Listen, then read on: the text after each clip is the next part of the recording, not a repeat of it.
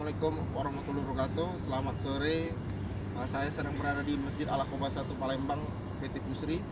Perkenalkan, nama saya Satri Pursomo dari kelas 2B. Ingin memaparkan karya ilmiah saya berjudul Upaya meningkatkan hasil belajar siswa kelas 3 mata pelajaran PKN materi kebinekaan dengan metode pembelajaran Think, Pair, Share di SDIT Darussalam Palembang. Bab 1, pendahuluan. Terdiri dari satu, latar belakang masalah. Dilihat dari ada kesulitan memahami pelajaran PKN dalam hal berpikir dan berdiskusi. Ditinjau dari metode pembelajaran yang monoton. Hasilnya belajar menjadi tidak maksimal. Kemudian penulis mengambil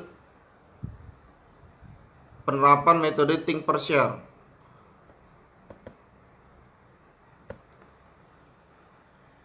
(1.2) Rumusan masalah. Apakah penerapan metode pembelajaran Think, Pair, Share dapat meningkatkan hasil belajar mata pelajaran PKN tentang materi kebinekaan pada kelas 3 SDIT Darussalam?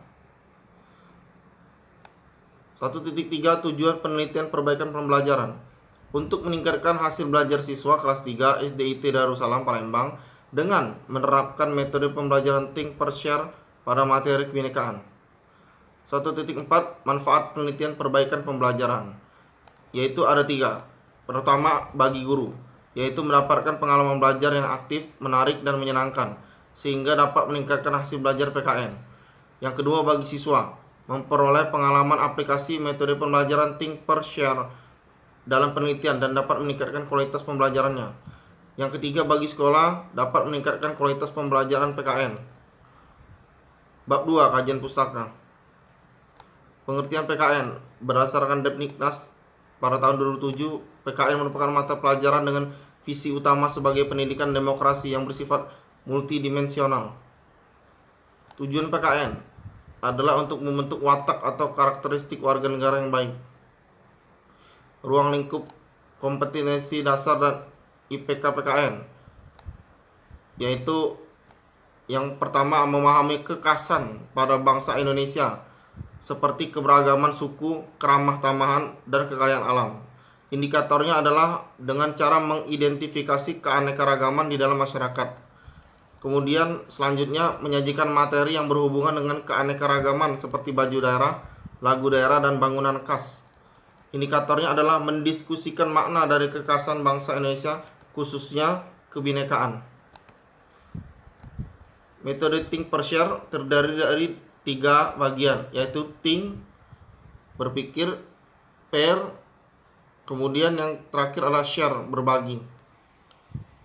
Adapun langkah-langkah metode Think, Pair, Share adalah menurut Sahrudin adalah sebagai berikut. 1. Guru membagi siswa dalam kelompok berempat dan memberikan tugas kepada semua kelompok. Yang kedua adalah setiap siswa memikirkan dan mengerjakan tugas tersebut secara sendiri. Kemudian siswa berpasangan dengan salah satu rekan dalam kelompok dan berdiskusi dengan pasangannya. Terakhir, kedua pasangan bertemu kembali dalam kelompok berempat. Siswa mempunyai kesempatan untuk membagikan hasil kerjanya kepada kelompok berempat. Kemudian hasil belajar dan indikator PKN. Hasil belajarnya itu adalah patokan ketuntasan belajar mengacu pada standar kompetensi dan kompetensi dasar serta indikator yang terdapat dalam kurikulum. Sedangkan ketuntasan dalam pembelajaran itu berkaitan dengan standar pelaksanaannya yang melibatkan komponen guru dan siswa. Lalu ada KKM. KKM itu kriteria ketuntasan minimal. Di SDIT Darussalam Palembang adalah 65. Sedangkan kriteria ketuntasan minimal pada pelajaran PKN kelas 3 adalah 70. Nah, kemudian pada mata pelajaran PKN kelas 3 dikatakan kriteria keberhasilan klasikal yaitu 80% siswa yang tuntas. Bab 3, metode penelitian. Subjek, tempat, waktu, dan pihak yang membantu penelitian.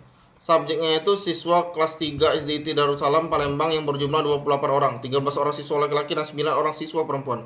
Pada saat simulasi siklus 1 dan simulasi siklus 2 diadakan tanpa siswa, dikarenakan adanya pandemi COVID-19. Tempat di rumah pribadi peneliti mengingat anjuran dari supervisor Ibu Dr. Santi Oktorina berdasarkan video yang diupload di channel YouTube. Waktu pelaksanaan prasiklus dilakukan pada tanggal 2 Maret 2020. Kemudian pelaksanaan simulasi siklus 1 di video itu tanggal 5 Mei 2020 dan simulasi siklus kedua video tanggal 12 Mei 2020. Adapun pihak yang membantu penelitian ini dibantu oleh supervisor yaitu Ibu Dr. Santi Oktarina dan rekan sejawat Saudara Sapril SS. Desain prosedur perbaikan pembelajaran. Pada saat melakukan simulasi siklus 2, guru membuat RPP perbaikan.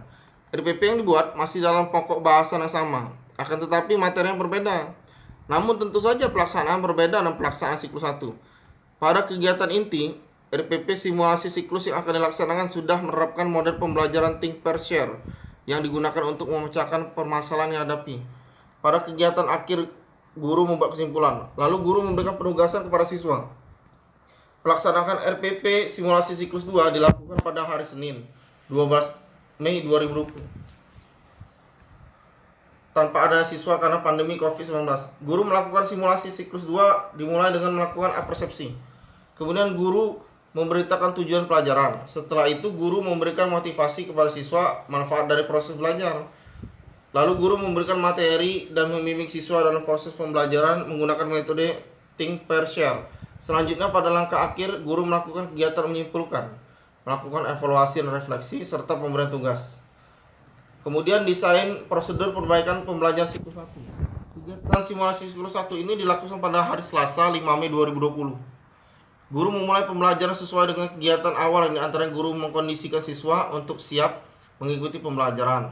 Lalu guru melakukan absensi dan guru memberitahu tujuan pembelajaran. Nah, pada kegiatan inti, kegiatan yang dilakukan antara lain adalah guru mengajak siswa membaca dan berpikir bahwa keberagaman di Indonesia memiliki dampak positif, di mana itu tidak dimiliki negara lain kebanyakan. Setelah itu guru membimbing siswa untuk bertanya apabila ada hal yang belum dipahami. Guru kemudian memberikan tugas pada tiap kelompok untuk mengamati dengan menggunakan lembar observasi dari buku siswa. Guru memberikan motivasi kepada siswa untuk menyampaikan hasil pembelajaran. Nah, pada kegiatan akhir, guru dan siswa melakukan kegiatan refleksi. Lalu guru melakukan tanya jawab pada siswa untuk mengetahui sejauh mana pengetahuan siswa secara umum. Setelah itu guru menyimpulkan kegiatan pembelajaran dan guru meminta siswa memberikan pendapatnya tentang pembelajaran tersebut. Nah, kemudian yang selanjutnya adalah teknik analisis data. Teknik analisis yang menggunakan penelitian ini terdiri dari dua teknik, yaitu satu teknik analisis kuantitatif untuk menilai hasil tes siswa pada tahap parasiklus. Yang kedua adalah teknik analisis kualitatif yang digunakan untuk menilai hasil observasi yang dilakukan pada simulasi siklus 1 dan siklus 2 dengan menggunakan lembar observasi.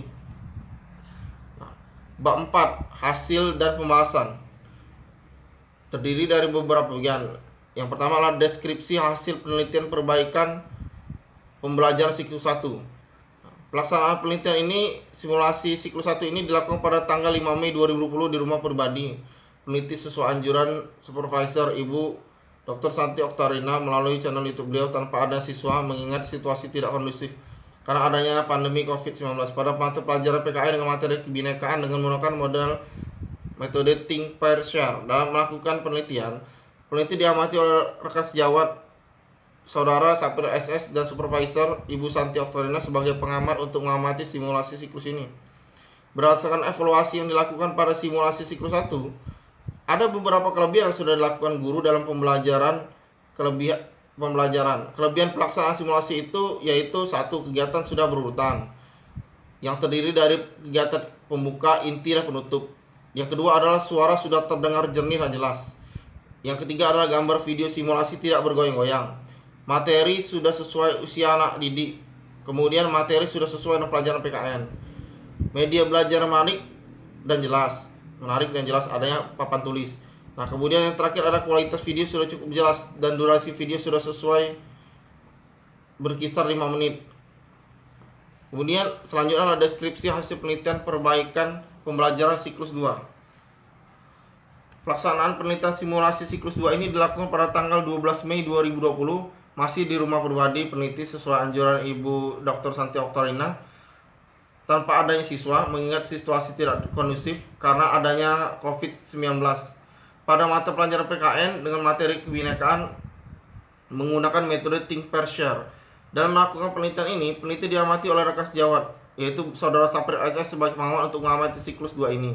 Berdasarkan hasil observasi yang telah dilakukan, dapat disimpulkan bahwa semua deskriptor telah optimal muncul dan peneliti telah melakukan pembelajaran dengan maksimal serta sudah memenuhi kriteria yang sudah baik. Kemudian yang ketiga adalah pembahasan hasil penelitian perbaikan pembelajaran siklus 1. Berdasarkan hasil observasi dan refleksi yang dilakukan peneliti terhadap pembelajaran simulasi siklus 1 yang telah dilaksanakan, dan juga peneliti telah berdiskusi dengan supervisor Ibu Dr. Santi Oktorina dan rekan sejawat Saudara Sapril SS, diperoleh beberapa temuan. Antara lain, guru belum maksimal dalam menggunakan metode think per share. Guru belum melibatkan siswa dalam proses berdiskusi dan memberikan pendapat. Kurang memotivasi siswa, dan guru juga belum memberikan apresiasi pada siswa atau kelompok yang sudah mengikuti pembelajaran. Nah, oleh karena itu, penggunaan metode pembelajaran think per share pada pembelajaran simulasi siklus 1 belum efektif untuk meningkatkan hasil belajar siswa. Padahal menurut Frank Lyman, sebagai pengembang metode teknik belajar mengajar think per share, TPS itu merupakan bagian struktur kegiatan cooperative learning. Nah, kemudian yang keempat adalah pembahasan hasil penelitian perbaikan pembelajaran siklus 2. Nah, melihat kelemahan-kelemahan pembelajaran yang menggunakan metode pembelajaran think per share yang dilakukan pada simulasi siklus 1 telah diperbaiki atau disempurnakan pada simulasi siklus kedua ini. Nah, setelah berdiskusi dengan Ibu Supervisor Dr. Santi Oktorina dan rekan sejawat Saudara Sapril SS, peneliti yang sekaligus pelaksana tindakan melakukan beberapa penyempurnaan. Antara lain, guru sudah lebih tenang dalam menyiapkan materi, guru sudah melakukan kegiatan secara urut, sudah sesuai dengan hasil observasi kegiatan sebelumnya, sesuai dengan arahan dari Ibu Dr. Santi Oktorina dan Saudara Sapril SS. Dalam hasil observasi itulah maka dapat dipastikan simulasi siklus 2 dengan menggunakan metode pembelajaran think per share dapat meningkatkan kualitas pembelajaran siswa sesuai dengan yang diharapkan. Bab kelima, kesimpulan dan saran tindak lanjut. Hasil kesimpulan dapat diketahui bahwa metode pembelajaran think per share dapat meningkatkan kualitas simulasi proses pembelajaran dalam kebinekaan negara Indonesia pada siswa kelas 3 SDIT Darussalam Palembang. Saran nanti lanjutnya, satu saran, guru harus melaksanakan pembelajaran dengan membuat persiapan yang matang, yaitu dengan menyusun rencana pembelajaran sistematis. Guru harus membimbing dan memotivasi secara khusus bagi siswa yang kesulitan dalam kegiatan pembelajaran. Kemudian guru pembimbing memotivasi secara khusus bagi siswa yang kesulitan dalam pembelajaran. Dalam kegiatan pembelajaran, guru disarankan menggunakan metode pembelajaran think per share untuk meningkatkan hasil belajar PKN kelas 3. Nah, kemudian yang terakhir adalah tindak lanjut. Bagi peneliti lanjutan, semoga hasil penelitian ini bermanfaat bagi sebagai satu referensi bagi penelitian yang ingin melakukan penelitian dengan menggunakan metode pembelajaran think per share untuk meningkatkan kualitas belajar mengajar di sekolah. Demikianlah hasil pemaparan karya ilmiah saya. Semoga bermanfaat. Terima kasih atas perhatiannya. Wassalamualaikum warahmatullahi wabarakatuh.